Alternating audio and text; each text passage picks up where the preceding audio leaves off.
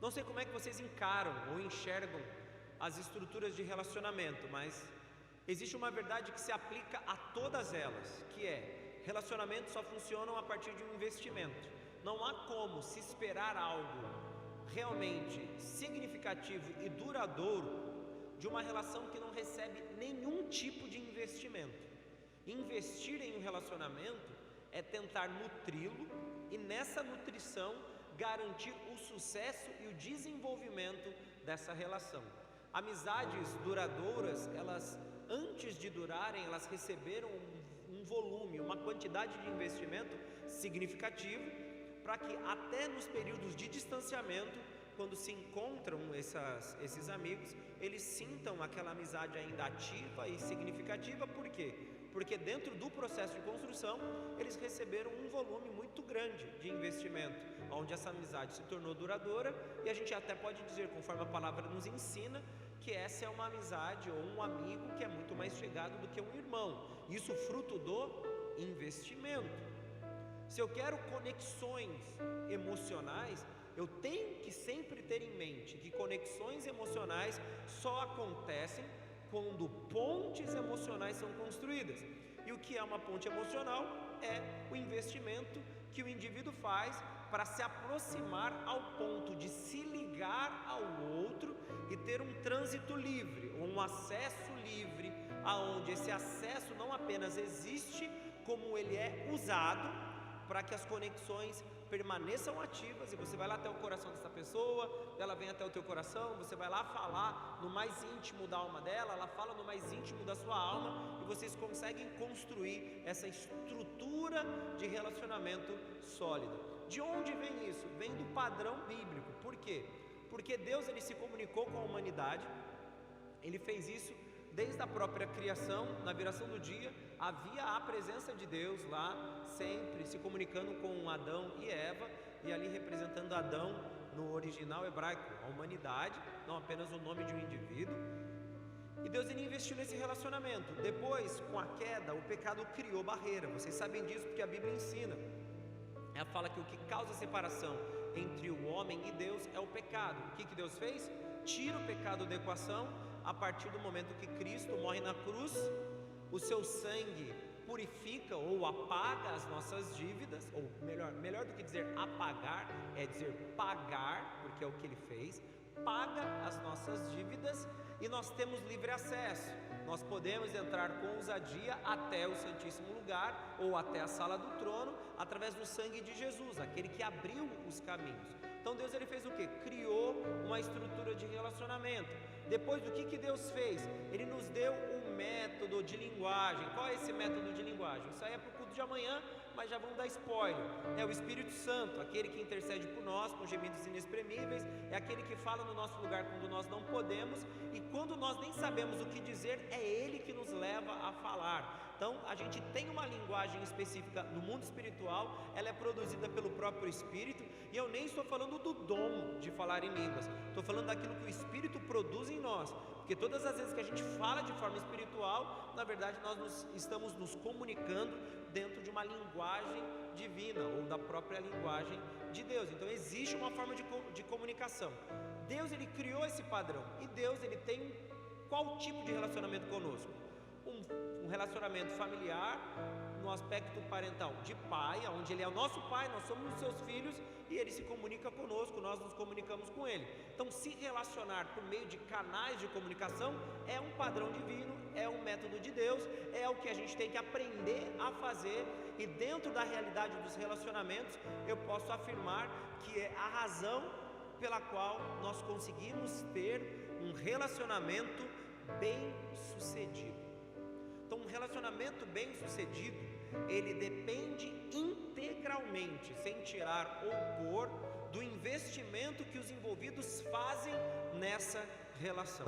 Não há como se esperar grandes resultados de um relacionamento onde não existem pontes de comunicação, onde não existe uma linguagem clara para que essa relação ocorra, né? A comunicação dessa relação ocorra, e também quando não existe investimento substancial. Por quê? Todo relacionamento nasceu para dar certo, mas todo relacionamento depende diretamente dos envolvidos para que ele dê certo. E quando a gente fala do mundo cristão, do nosso universo, aonde pelos índices estatísticos tem cada vez mais um número crescente de divórcios, eu tenho que fazer uma pergunta: por que existe divórcio no nosso universo? Entendendo que somos todos de Deus e o Senhor nos conduz, sabendo que Deus pode todas as coisas. A verdade está num texto bíblico que talvez a gente se esqueceu. A Bíblia diz assim, ó: aquilo que Deus uniu, não separe Satanás. Amém ou não? Não, a Bíblia diz o quê? Aquilo que Deus uniu, não separe o elemento ativo, homem, dentro desse processo, é a única razão ou o único fator capaz de fazer com que o relacionamento não funcione. Aí eu te pergunto, por quê? Provavelmente porque houve uma traição, pastor. Aí a mulher ou o homem, um traiu o outro e eles decidiram se separar, porque a Bíblia também fala que por conta da dureza do coração humano, o divórcio fundamentado no adultério se torna permitido. Não. Quando a Bíblia fala que aquilo que Deus uniu não pode separar o homem, ele fala da condição humana, a humanidade. E esse erro, que antes talvez era muito mais visível lá fora, hoje é um erro comum aqui dentro. E a razão é simples: não construímos pontes, não criamos métodos de diálogo ou de comunicação, não desfrutamos do acesso que nós temos ao coração ou à alma do nosso cônjuge, namorado ou noivo, e nós não investimos de forma significativa para que essa relação funcione. É um indivíduo desejando alcançar algo que ele mesmo não se empenha em obter. É o indivíduo esperando um futuro onde ele mesmo não está envolvido intimamente no sucesso daquilo que ele espera que aconteça. Se aquilo que Deus uniu só encontra no homem ou na humanidade o seu ponto fraco, primeiro, esse ponto fraco tem que ser transformado, e segundo, esse ponto fraco tem que entender o seu papel no processo. Porque o papel do ser humano ou do cônjuge, homem ou mulher, dentro do casamento é muito maior do que apenas estar casado. E eu creio que boa parte da cristandade acredita que apenas porque o seu casamento foi feito numa igreja com um cônjuge cristão e abençoado num rito religioso, o casamento já tem todas as garantias para dar certo. Até esse momento, a gente pode dizer que foi a primeira parte do texto, aquilo que Deus uniu. Depois que o casamento acontece, o registro civil e a cerimônia religiosa, entra o outro fator, que é o homem. E é o único momento onde há uma estrutura ou a possibilidade de fragilização da relação. Aquilo que Deus uniu, ou seja, até no que corresponde a Deus e ocupa o seu papel como aquele que junta, está tudo funcionando muito bem. O que ocorre e o que pode levar ao divórcio ou à separação é quando o homem entra. Mas a separação é um elemento passível de ser evitado? Sim. O divórcio, ele pode ser uma ideia que não faz parte da nossa relação conjugal? Pode. O casamento, ele pode ser um vento que nunca, o divórcio ou a separação pode ser um vento que nunca soprou nas nossas casas? Pode.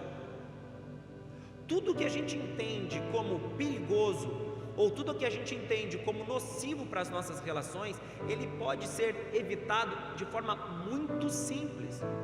Só que para que ele seja evitado, exige-se o envolvimento da única parcela frágil dessa relação, que é o homem. E quando falo homem, não falo homem sexo masculino, falo homem e mulher, o aspecto humano do relacionamento. Porque em momento algum, na construção divina, no que diz respeito ao ser humano, o trabalho e a dedicação foram ausentados das prerrogativas de Deus e das exigências de Deus no que diz respeito a nós. Do que eu estou falando? Vocês já leram a Bíblia, creio eu.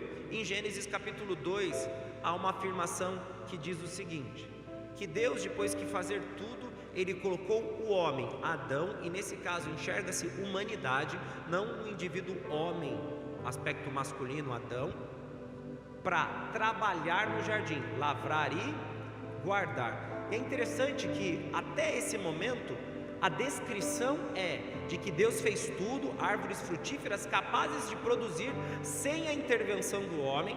Só que quando o homem é inserido, junto da sua inserção, ocorre o que? O acompanhamento de uma responsabilidade. Qual é essa responsabilidade? Lavrar e guardar. Tanto trabalhar naquilo que já existe, ou seja, continuar como um elemento ativo, como guardar aquilo que já foi produzido. Seja no guardar de zelo ou de armazenamento, o homem ele participa do processo. Aí quando Deus tira Adão e Eva do jardim, o que ele fala para Adão? Agora você vai comer do suor do seu rosto. Se você acredita que a punição foi essa, Deus ele só reafirmou o que ele já havia dito na criação: você vai ter que lavrar e guardar. Lavrar é trabalhar na lavoura, você vai ter que arar a terra, você vai ter que fazer com que algumas hortaliças ou alguns gêneros de hortaliça que estavam no solo, por isso que precisava lavrar, venha a crescer. Da mesma forma, não mudou o cenário. O que mudou foi que o fator ativo de Deus do Éden já não estaria presente quando eles foram postos para fora, porque até no Éden Deus estava totalmente envolvido, e podemos dizer que boa parte da responsabilidade era dele. A responsabilidade do homem era muito reduzida. Quando é posto para fora, ele dá 3 tapinhas e diz: agora você vai ter que conviver com a consequência da desobediência ou da rebelião. Você vai ter que lavrar a terra cheio de pedregulho, você vai ter que suar. Aqui você só trabalharia, lá você vai ter que se sacrificar. Muda-se o cenário. Então o trabalho ativo sempre esteve presente. Logo a gente pode dizer que, como Deus é imutável, todo mundo concorda com isso? Deus é imutável. Na imutabilidade de Deus, trabalhar faz parte de uma verdade que não se altera. Seja antes no Éden, vulgo paraíso, seja quando Adão e Eva foram postos para fora, nas duas realidades trabalhar faria parte da nossa história, ok? Amém? Então, para tudo aquilo que Deus nos dá, Ele já acompanha essa bênção, esse presente, o trabalho que nos compete, ou aquilo que diz respeito à nossa dedicação e o nosso esforço. Estão comigo, amém? Então, se você quer viver algo em Deus, você vai ter que entender, vai ter que trabalhar. Se você quer experimentar algo sobrenatural, você vai ter que entender, eu vou ter que trabalhar. Deus vai estar participando? Vai. Deus vai estar interessado? Vai.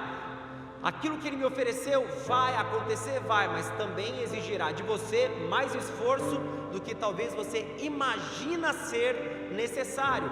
E no relacionamento, pastor, acontece o mesmo? Sim, no relacionamento acontece o mesmo, e eu posso afirmar que se você não fizer isso, provavelmente o seu relacionamento vai fracassar, porque qualquer relacionamento que não recebe investimento e esforço dos envolvidos, o seu tempo de vida útil é reduzido cada vez mais. Se os índices do IBGE de 2018 estão certos, o tempo médio de um casamento no Brasil é 14 anos. Se o índice está correto, se afirma que a cada 3 casamentos existe um divórcio. Ainda o número de casamentos é superior, mas o do divórcio já está ali perto. E qual é a mudança da sociedade que pode evidenciar esse aumento dos índices de divórcio e os aumentos da diminuição, da longevidade dos casamentos? Qual foi a grande revolução na nossa sociedade? Tudo se tornou descartável, o consumo é de satisfação. Tudo aquilo que nos envolve está mais associado à velocidade da entrega e ao consumo de curto prazo do que longevidade e durabilidade. A nossa cultura mudou, e se a nossa cultura muda, diretamente tudo aquilo no qual nós estamos envolvidos também muda. Amém ou não? E se mudou a nossa cabeça, você acha que os nossos casamentos não vão ser vítimas dessas mudanças? Eles também serão vítimas dessa mudança. Por quê? Porque hoje na nossa mente o esforço não é válido, ou todo tipo de entrega que envolve um sacrifício maior do que aquele que eu estou disposto, torna aquilo pelo qual eu me esforço descartável, porque é sempre melhor comprar um elemento substituto do que consertar aquilo que estava quebrado. E isso é um movimento. Sempre existiu esse conceito? Não.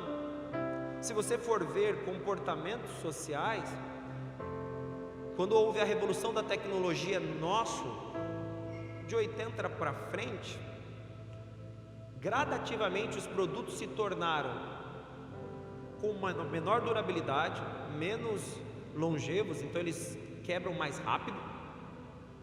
Cada vez menos você vê produtos que aceitam reparo, e quando eles aceitam, o custo é tão elevado que você não paga, vale mais a pena comprar outro, e tudo isso foi feito de forma proposital. Mas se eu falo de um produto, ok, só que isso já não está mais ligado apenas a produtos, está ligado a qualquer tipo de relação que o homem tem com o meio que o cerca. E eu posso dizer que isso se aplica a casamentos, isso se aplica à sua relação com a tua igreja local, isso se aplica à tua relação com os teus amigos, isso até se aplica à tua relação com a tua família, parentela. Não estou nem dizendo da tua esposa e do teu marido, estou falando daqueles que te cercam. Você percebeu que o comportamento agora é sempre de substituição. Já não dá certo, eu substituo por um produto novo. Se eu caminhar em outras zonas, em outras áreas, eu vou dizer: pastor, é a melhor opção do que guardar uma velharia. Só que certas substituições causam mais traumas e prejuízos do que eu teria se eu me esforçasse a corrigir o problema e solucionar a questão. Por isso que nos casamentos, o que nós temos que ter como alvo central é, antes da correção, a manutenção, que é outro comportamento antigo que hoje já não é tão comum. As pessoas faziam casas e era normal, em um momento ou outro, eles gastarem 2, 3 dias pintando, mesmo que seja com cal, que era um costume antigo, misturar lá e fazer aquela tinta de cal e passar na parede ou no muro de casa para ficar mais bonitinho. A manutenção também fazia parte do nosso comportamento, fazia parte daquilo que é uma característica da humanidade, mas não da nossa geração, dos um pouco mais antigos ou mais maduros do que nós, porque na mente deles as coisas teriam que durar, porque o custo envolvido na aquisição daquele bem foi tão elevado que apenas ignorá-lo e não cuidar dele seria uma perda irreparável. Relacionamentos, eles deveriam ser vistos da mesma forma. Por isso que eu preciso construir pontes, por isso que eu preciso estabelecer linguagem de comunicação, por isso que eu preciso investir, porque um relacionamento que se finda, ele nunca termina sem sequelas. Nenhuma relação em qualquer nível que é apenas extinta por desprazer dos envolvidos não vai causar mais prejuízo do que solução no seu final. Normalmente o prejuízo é sempre mais elevado do que o benefício do término.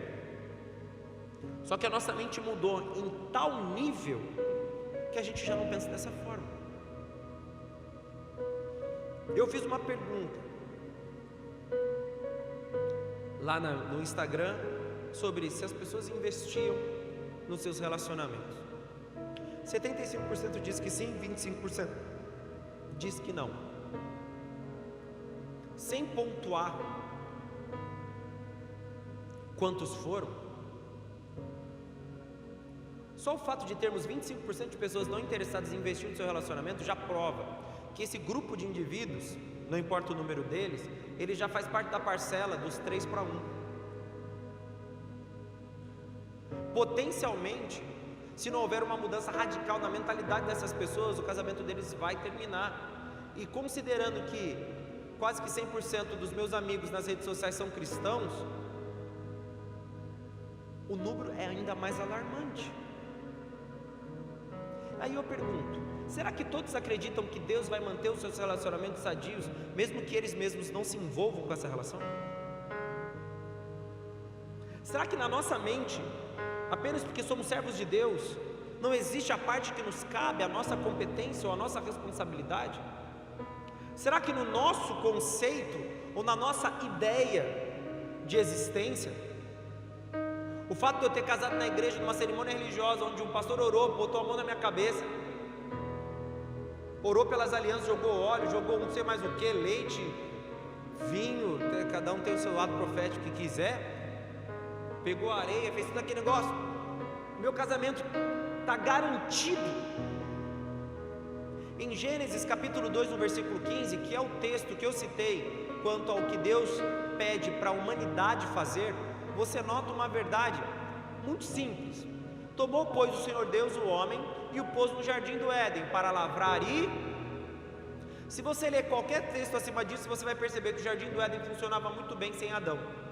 Mas Deus escolheu colocar Adão no jardim do Éden e ao colocar Adão ou a humanidade, ainda determinou que eles teriam um a fazer, uma responsabilidade. Por quê? Porque na mente de Deus, tudo aquilo que Ele nos concede se torna nossa responsabilidade, a sua manutenção. Não há nada que Deus nos dê que no momento da transferência de responsabilidade não se torne nosso compromisso, manter e cuidar. E no caso, lavrar é preparar a terra, semear, cuidar daquilo para que ela continue produzindo, e guardar é o ato protetivo, seja de armazenamento ou de proteção, para que nada o afete. Um casamento, quando dado por Deus a nós, ele carrega essas duas competências, ou seja, eu e você que somos casados, aos namorados e noivos dessa sala, você tem que ter em mente que não importa a sua idade, não importa a sua expectativa, não importa nada, a sua responsabilidade no seu casamento é lavrar e guardar, tratar de fazê-lo mais frutífero, mais produtivo, mesmo que você não vá fazer o filho sem parar, que às vezes você interpreta que é isso, vamos mandar de fazer filho, crescer e multiplicar-vos. Aqui eu quero fazer uma analogia, não em ter filhos, mas lavrar no que diz respeito ao seu futuro conjugal, porque o casamento é um solo fértil que pode produzir até o último dia da sua vida. O problema não é se o solo não recebe não é se o solo não é capaz de nutrir uma nova semente. O problema é se os envolvidos em lavrar e cuidar não continuam semeando e não se dedicam em deixar aquele ambiente sempre preparado para receber novos investimentos. Porque se eu tenho uma expectativa de longo prazo, eu tenho que plantar sementes de forma gradativa em toda a virada de estação, entendendo os momentos, semear das sementes equivalentes ou das sementes adequadas para aquele tempo. Só que na mente das crentaiadas de hoje em dia, não apenas acreditam que casamento é descartável e o divórcio é tolerável e aceitável, como eles não se importam em investir o necessário. E a razão é muito simples: em uma cultura social onde o ego é o centro dos eventos, nos tornamos tão extremamente egoístas que se o meu cônjuge não satisfaz os meus desejos e interesses, a melhor coisa que eu tenho a fazer é trocá-lo e substituí-lo por um modelo mais novo e que me dê tudo aquilo que eu quero. E isso eu faço infinitas vezes. Só que ele não foi feito para ser assim. No momento que você disse sim para a tua mulher, no momento que você disse sim para o seu marido, você iniciou a sua jornada de agricultor no teu relacionamento, onde Deus quer que você faça o lavrar e o guardar como padrão permanente. Só que, se você não se ocupar em fazer isso, não espera que o seu relacionamento seja tudo aquilo que você quer, porque provavelmente ele vai ser tudo aquilo que você não gostaria, simplesmente porque você não deu o que era necessário.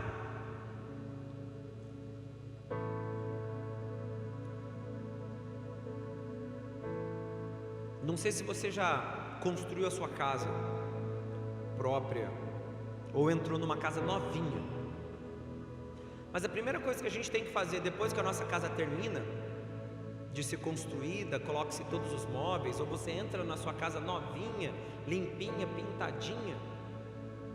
É cuidar para que aquilo seja mantido enquanto você está ali dentro. Ou você acha que depois que o pintor pintou a parede, aquela parede vai permanecer linda durante 10 anos, 20 anos, 30 anos? Não vai. Ou você acha que talvez por algum evento, qualquer que seja, aquelas paredes não vão ser sujas? Elas vão ser sujas.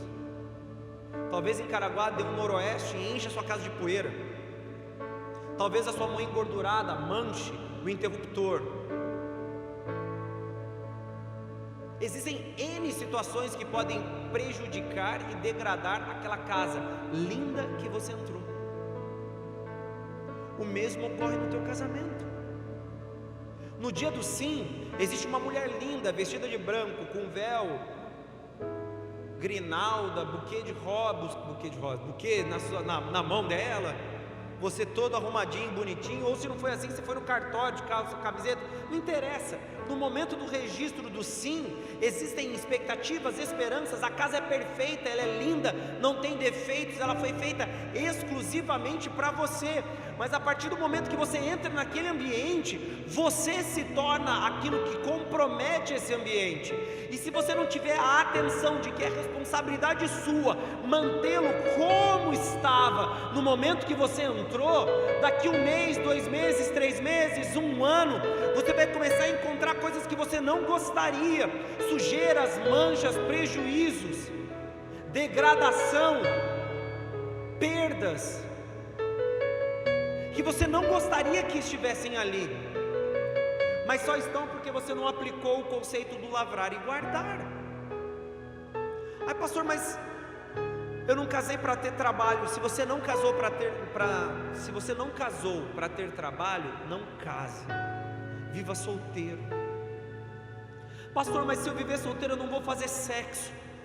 Se você casou para ter alguém para fazer sexo, você vai descobrir que o sexo, ele é uma bênção, ele vai estar presente no seu casamento.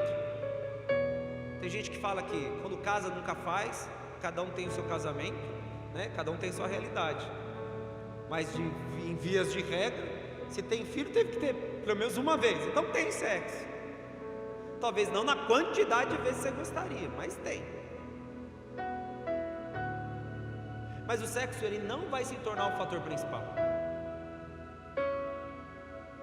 Se você usar qualquer argumento para se casar com alguém, e você se esquecer daquilo que você vai ter que fazer para que esse casamento perdure, me perdoe, você vai entrar para a estatística e do 3 para 1 você vai ser o 1, que talvez daqui 14 anos ou 5 anos, porque em 2008 o tempo era de 17 anos, em 2018 ele já diminuiu para 14, a média.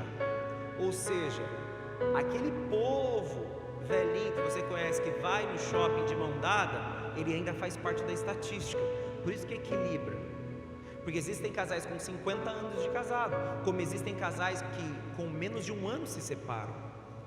Nós estamos falando de uma média, nós não estamos falando de uma coleta de dados específica.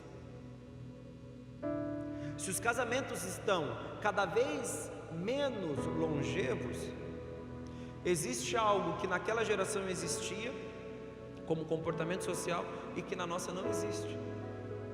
Para eles não se troca, se conserta. E antes de se consertar, preserva. Para nós, se troca, substitui, vende. Não existe mais reparo, existe a venda da Black Friday ou de uma queima de estoque da loja tal, que você vai lá e passa o seu cartão de crédito e adquire um novo produto. Essa mentalidade tem feito com que cada vez menos os nossos casamentos perdurem e cada vez mais sejamos frustrados nas nossas relações emocionais, simplesmente porque não damos o necessário para que o nosso casamento prospere diante dos momentos mais difíceis, diante dos dias mais frios ou das ondas mais impetuosas. Nós nos esquecemos de que se casar não é apenas dividir um espaço. Se casar é escolher investir o melhor dos seus recursos para que essa pessoa nunca mais saia do seu lado. Essa é a missão central. É de que quando as coisas derem ruim, segura na minha mão. Ah, pastor, mas era tão bonito. Eu tenho 38, então acho que alguns aqui não viram, mas tem na Netflix, eu acho. A Rose em cima do negócio lá do barco e o Jack afundando. Não, aquilo é horrível. O certo seria o Jack subindo, batendo perna, dando um jeito, e a Rose falando: não, eu não vou se você não for comigo. Não, mas se eu for a gente vai afundar. Então a gente vai afundar junto, porque você é o amor da minha vida, e a minha vida existe para Deus, mas para ser dividida com você. Dá um jeito de subir nessa carcaça aqui, vamos bater perna, ou a gente reveza para não morrer de hipotermia, entra um, sai um da água, mas nós vamos fazer alguma coisa. Essa seria a resposta perfeita. E depois no finalzinho, ela não ia estar contando a história para os netos de um outro avô. Ela estaria lá contando a história para os netos do Jack, e não de um outro cara. Falando do coração azul. É esse, né? A joia. Porque a estrutura de pensamento é: ou vivemos juntos ou morremos juntos. Mas a nossa história já não é mais passível de ser dividida, simplesmente porque nós entendemos um conceito: eu tenho que trabalhar e eu tenho que guardar. Estamos juntos também ou não? A maior falha que eu posso determinar a partir do que já foi dito até agora é que os casamentos não recebem o necessário, mas eles são carregados de expectativa fantasiosas, e que são mais roteiros de um filme do que uma verdade sendo experimentada. E por que fantasiosas, pastor? Porque a gente não tem que ser romântico? Não, porque o romantismo é acompanhado de uma ação concreta que escolhe tornar essa relação saudável, tornar essa relação longeva, fazendo dessa relação algo que vai ser desfrutado por muitos anos. Se eu acredito que o meu relacionamento vai ser sustentado por uma promessa de que vai ser até que a morte o separe, me perdoe, queridos. Uma profecia, ela tem que ser acompanhada de uma atitude profética. E o que é uma atitude profética? É caminhar debaixo daquela profecia. Não adianta recebermos uma palavra: pastor, o profeta Amaro veio aqui e falou que nós vamos ter 5.000 membros nessa igreja. Agora vamos ficar aqui sentado, com a porta aberta, esperando 5.000 pessoas entrar aqui dentro, porque essa igreja vai ficar com 5.000 membros. Essa igreja nunca vai ficar com 5.000 membros só porque eu deixo aquela porta aberta. Essa igreja vai se tornar uma igreja com 5.000 membros porque a gente foi ativado com essa palavra profética. Saiu todo mundo daqui de dentro e foi para a rua. Então a gente vai arrastar 5.000 pessoas, botar dentro dessa igreja, e essa profecia vai cumprir. Pastor, mas não é uma profecia de indução? Não, uma palavra profética é um start espiritual que nos move na direção daquilo que nos foi proferido por Deus, que seria vivido. Dizer sim no meu casamento e afirmar naquele momento que seria até que a morte o separe, é dizer que agora nada me separa dessa mulher. Não importa o evento, não importa a circunstância, não importa a calamidade, tudo o que estiver ao meu alcance eu farei, e ela vai ter que viver comigo, porque ela não vai ter nem desculpa para me largar. Eu vou ser o homem mais maravilhoso do mundo. Pastor, mas assim é fácil? Era para ser desse jeito. Ou você acha que Ló foi visto por Deus questionando Satanás? Ele é um Zé Ramelão mesmo. Não, falou assim: ó, você já viu meu servo Jó lá? O cara é firmeza, né? É lógico que você dá tudo para ele. Não sabe de nada, inocente. Vai lá, toca nele, faz o que você quiser, menos tira a vida. E o que Jó fez? Permaneceu. O casamento, ele tinha que ter a mesma estrutura de visão. Se você quer seu casamento funcionando, me responda o quanto você investe para que ele funcione. Abra a tua Bíblia em Eclesiastes capítulo 9, perdão, no capítulo 4, no versículo 9 até o 12.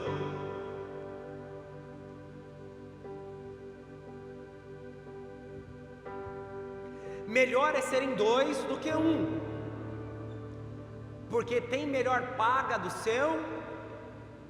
Já prova que o negócio não está sozinho. Pois se caírem, um levantará o seu companheiro. Mas ai do que estiver só. A primeira coisa que nós teríamos que pensar é: ao invés de eu destruir o meu cônjuge, vem aqui comigo, pega na minha mão, vamos até o fim.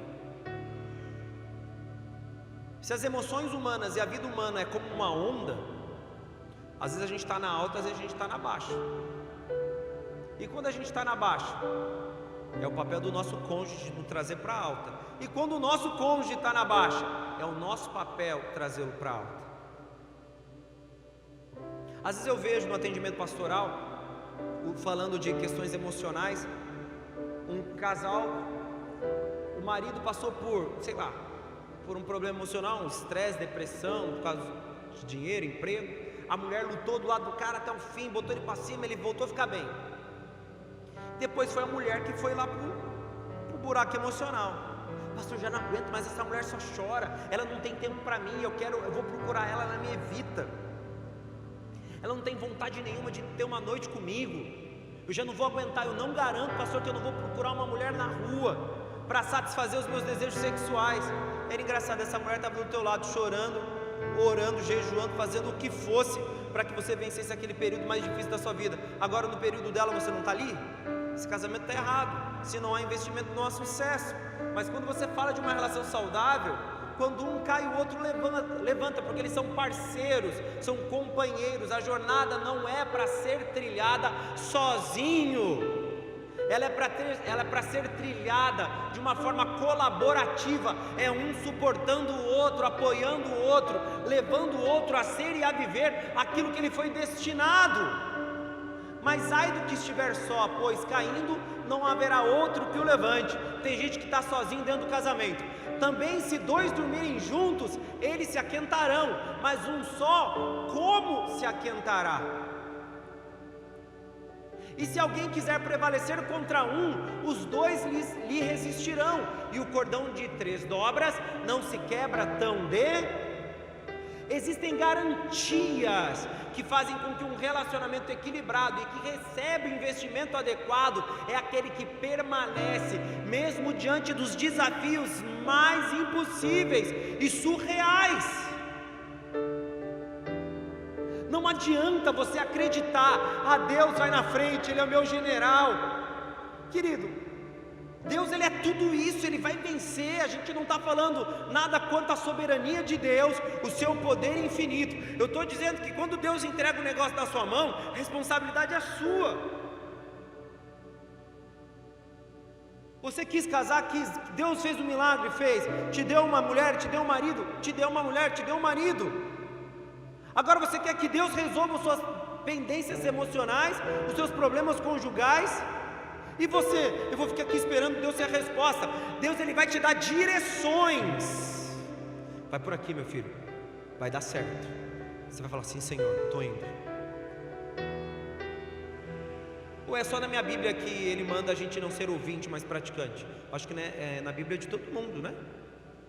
Se Deus não quer que a gente seja um agente ativo, Ele nos mandaria fazer o que Ele mandou? Ele mandaria fica quieto, se senta, ouve tudo, só observa. O pai está on. Não. Deus não fez isso. Falou: meu filhão, o pai está on, mas então vem. Eu vou dar o cruzamento, mas quem vai fazer o gol é você. Ele nunca nos tirou ou nos isentou de nada, mas parece que existe na nossa mente uma ideia do Satanás, só pode ser do diabo, que fez com que o casal se isentasse do trabalho conjugal. Se você viu aquele filme antigo lá, A Prova de Fogo, é a prova de fogo. É bonito, né, pastor? Dá até para chorar. Deu para chorar, dá para chorar. Mas você viu que o cara não ficava só lá indo na cruz orar? Ele tinha um monte de coisa para fazer. Ele fez almoço para a mulher. Não, a mulher que fez para o cara, eu não lembro. Foi o homem, né? O homem que fez para a mulher, faz tanto tempo que eu assisti. Foi o homem que fez para a mulher. Ele fez jantar, fez um monte de coisa. Ele se dedicou. Ele não ficava lá: Senhor, minha mulher vai me largar. Muda o coração dela. Ela é a mulher da minha vida, Senhor. Eu vou morrer se eu não tiver ela. Deus está falando, Deus fala: tá bom, você vai morrer, mas você não está preocupado? Eu não, o Senhor vai fazer tudo para mim. Se eu soubesse que eu vou morrer por causa de um negócio, eu falo: Deus, vem comigo. Eu nunca faria, tipo, vou na minha força, mas o Senhor vem comigo, vou, então eu estou indo. O que é para eu fazer? Vou lutar com quem? Vou ter que malhar para ficar mais bonito? Vou ter que escovar o dente? Às vezes é um problema simples. Existe. É triste, mas existe. É frustrante essa parte, mas é real. Tem coisas que devem e vão ser feitas por nós. O que Deus faz são apontamentos. Mas eu vejo casal cristão pecando na sua relação conjugal por isso. Eu vou falar umas paradas que eu tenho voltado a fazer em casa. Você escreveu uma cartinha para sua mulher alguma vez na sua vida? Nunca, pastor, porque eu sou homem, não é meu estilo. Não estou falando para você ser um Castro Alves, não precisa. Carlos Drummond, não precisa. Você pode ser o Joãozinho mesmo, Caju Castanha, sei lá, um repentista, não tem problema. Mas faz lá um bilhetinho: eu te amo. Uma frase muito difícil, o cara concordou: eu te amo. E deixa lá na roupa dela, na calcinha, vai que rende. Aí, ele me ama, hoje vai. Vou pegar essa, você já coloca naquela que você, né? Você já tem uma predileção maior. Uma bobeira, mas funciona. Eu não fiz isso, tá? Só para avisar. Eu escrevi uma carta mesmo, né? Eu coloquei lá na onde ela ia mexer, eu coloquei um Smash. Não foi Smash, foi Smash caramelo, né? Que só vem na caixa de bombom, que não vende no separado. E ela falou: hoje de manhã é o chocolate que eu mais gosto. Pesquei, tinha mais um lá, eu não comi, não fui bobo, né? Peguei e coloquei junto com a cartinha para ela. Mas para arrebentar, já fiz salmão hoje para ela. Aí fiz um macarrão legal lá. Fiz o café da manhã dela hoje cedo. Preparei o café da manhã para ela. Ela foi fazer uns procedimentos lá no trabalho dela. Fiz o café da manhã. Fui comprar salmão. Fiz um salmão grelhadinho da hora. Só à tarde que eu não fiz nada, porque eu estava fazendo a pregação. Mas eu fiz a cartinha. Quando ela chegou para tomar banho para a gente vir para o culto, ela pegou. Me dei bem. Talvez não, né? Não sei como é que vai ser mais tarde. Mas me dei bem. Porque isso é um investimento simples. O que a gente pode chamar de dedicação para que o relacionamento aconteça. E por que eu estou falando, usando a minha ação do hoje? Porque se existe um erro que a gente já definiu, que é a falta de investimento, mas que ele pode ser nomeado através de uma atitude,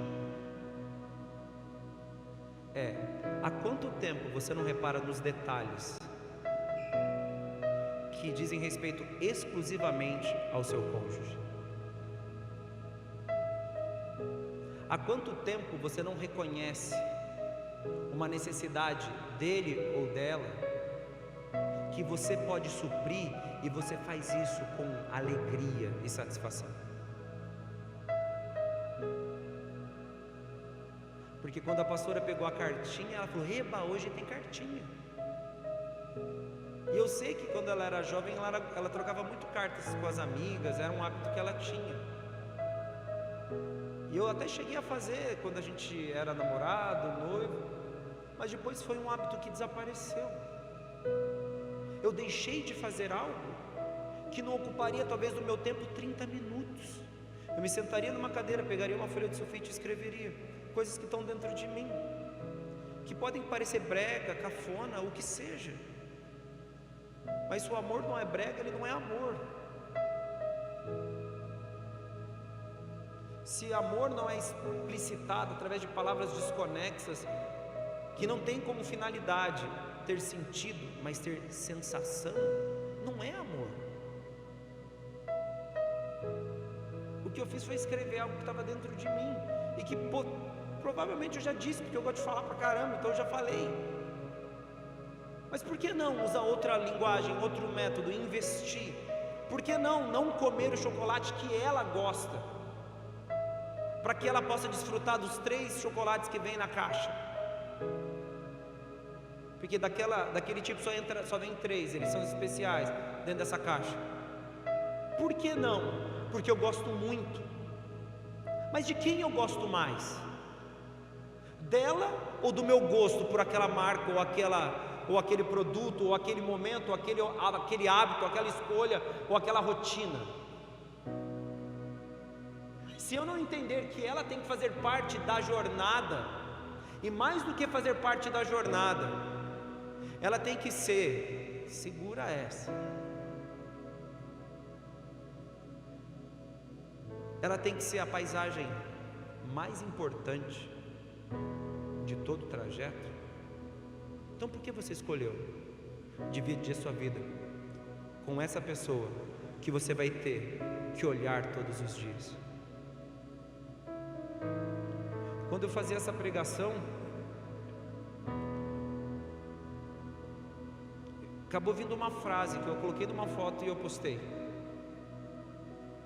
Eu escrevi: a paisagem mais linda que eu vi dorme todos os dias do meu lado. Pega essa.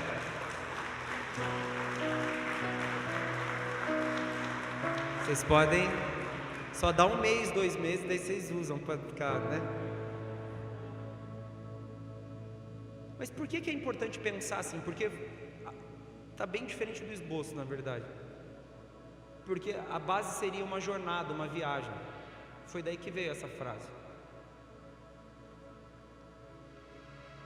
Quando eu escrevi essas cartas, quando eu entreguei o chocolate, quando eu fiz o almoço, são coisas que eu gosto muito de fazer. Fiz um lanche no aniversário do Márcio, mandei de presente. Eu gosto de presentear, de cozinhar. Então para mim não é um grande esforço. Assim, olha, nossa, eu estou perdendo cabelo por outras razões. Não é por questão de cozinha. Mas se eu não enxergar a minha mulher, no caso dela, eu como marido e vocês mulheres os seus maridos, e não gostar, ter prazer, satisfação de vê-lo ou de vê-la, eu escolher olhar para fora do carro, ou mudar minha visão para o caminho, não estou nem dizendo de outra pessoa, traição. Se eu escolher todas as outras coisas que acontecem ao meu redor, o meu trabalho, a minha carreira, os meus hábitos, os meus hobbies, e me esquecer da paisagem mais bonita que eu escolhi ver para o resto da minha vida, eu potencialmente vou deixar de investir nesse relacionamento, porque eu vou começar a enxergar tudo ao meu redor, e vou deixar de ver aquilo que eu escolhi para ser a única paisagem que vai me acompanhar do dia do sim até o dia do adeus, que é o dia que eu vou fechar os meus olhos e partir para o Senhor. Esse é o bosque que eu tenho que limpar, essas são as flores que eu tenho que tirar as ervas daninhas do pé,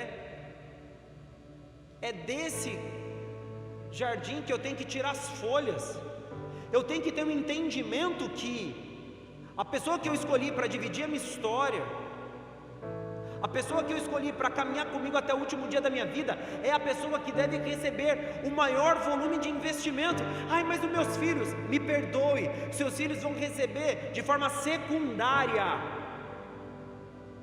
Não, você está dizendo que eu não vou cuidar dos meus filhos? Não, eu estou te dizendo que se você cuidar dos seus filhos mais do que você cuida do seu relacionamento, provavelmente você não terá muito o que cuidar no futuro, porque você vai ter que visitá-lo de 15 em 15 dias, porque provavelmente, falando para os homens, eles vão ficar com as suas esposas ou ex-esposas. É olhar para ela e falar: você recebe de mim o melhor que eu tenho, e ao te dar o meu melhor, os meus filhos vão ter um lugar para brincar, que é a nossa família, a nossa casa. E quando eles cansarem de brincar e quiserem trabalho, eles vão encontrar alguém para dividir a vida e escolherem como a paisagem permanente até o último dia das suas vidas. E a gente vai dizer um adeus, não um até logo, porque depois que os filhos se casam, eles vão viver a vida deles. Eles escolheram uma paisagem que não vai ser nem eu e nem minha esposa. E eu fico grato por Deus quando isso acontecer, porque no fim, a única paisagem que eu vou ter do meu lado todos os dias é ela. E é essa a paisagem que deve receber o melhor de mim todos os dias. Então por que um relacionamento fracassa? Provérbios capítulo 24, no versículo 30 até o 34, por favor.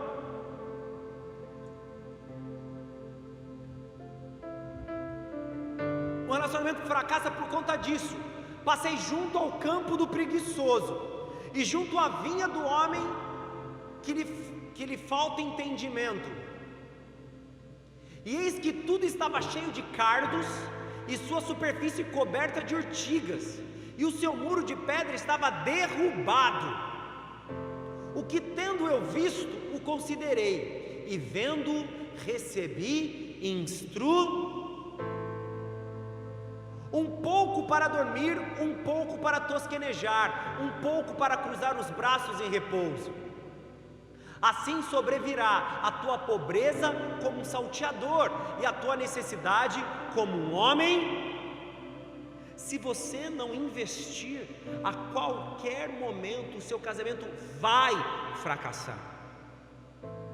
Talvez você não se separe, mas vai ser um relacionamento que se arrasta pelos anos. Exatamente como o campo do homem preguiçoso. Ou você acha que Deus vai vir descer dos céus e vai limpar as coisas ruins do teu casamento?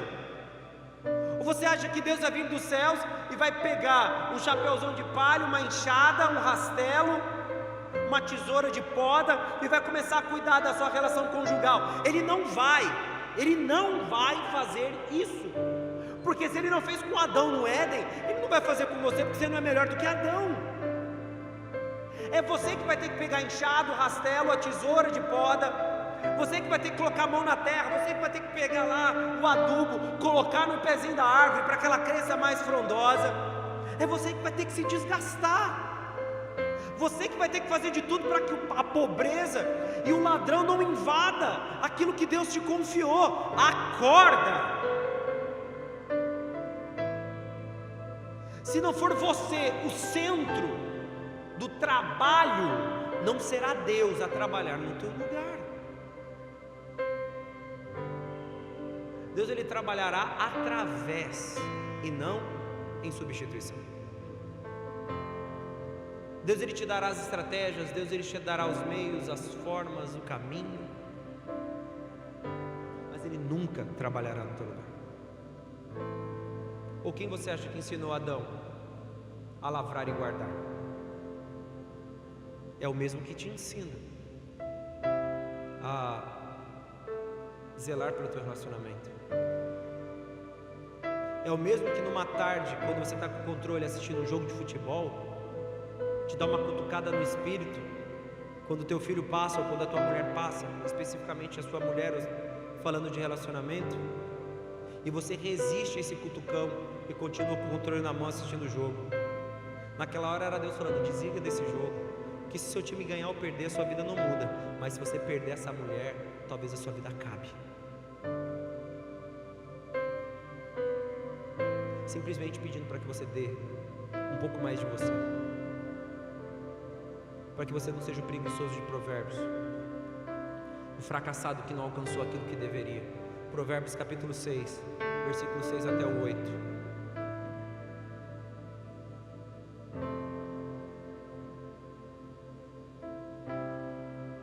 Vai ter com a formiga, ó preguiçoso, considera os seus caminhos e seja sábio, a qual, não tendo chefe, nem superintendente, nem governador, no verão faz a provisão do seu mantimento e ajunta o seu alimento no tempo da ceifa.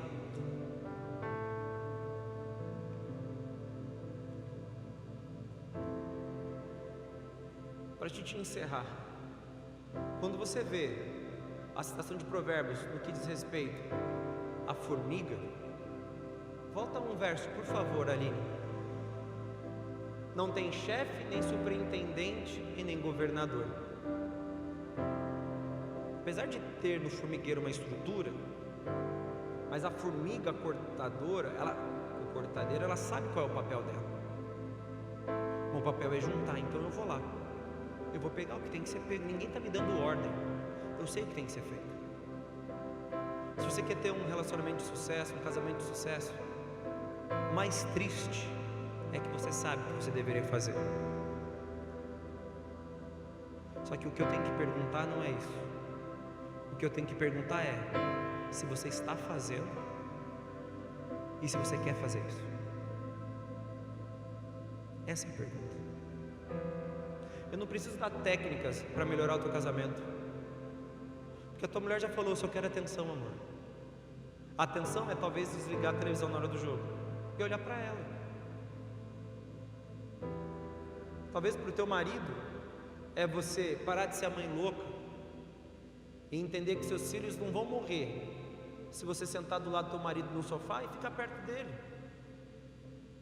Não vai acontecer nenhuma catástrofe com essas crianças. Mantenha em segurança e senta do lado dele, dá um abraço, segura no bracinho e fica ali.